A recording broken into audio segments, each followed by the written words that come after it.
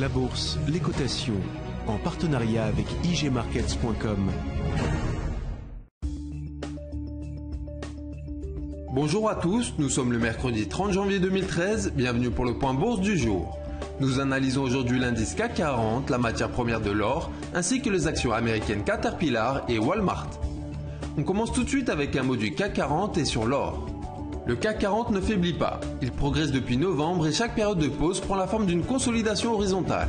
Hier encore, l'indice a testé le précédent sommet de 3760 points sans parvenir à l'enfoncer. La hausse devrait donc continuer à se manifester, les objectifs sont toujours fixés à 3800 points, puis 3871 points. Pour inverser cette puissante dynamique, il faudrait repasser sous le dernier creux majeur, celui de 3683 points. Du côté des matières premières, la tendance est toujours à la consolidation dans la plupart des situations.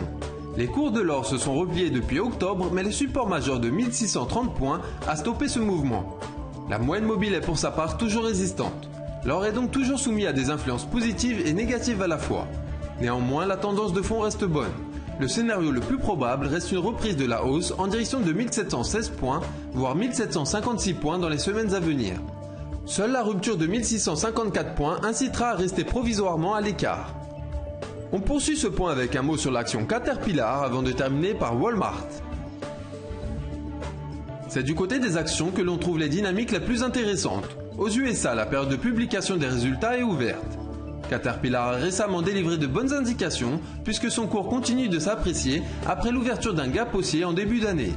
Cette dynamique peut ralentir à très court terme du fait de la proximité de la résistance de 98,36 $.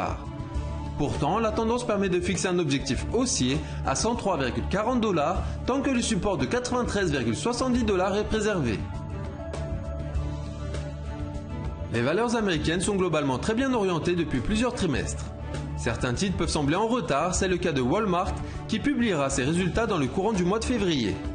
Après un sommet en octobre, les cours ont corrigé jusqu'au soutien de 67,60 $. Sur ce seuil, ils ont formé une lente figure de renversement en creux arrondi.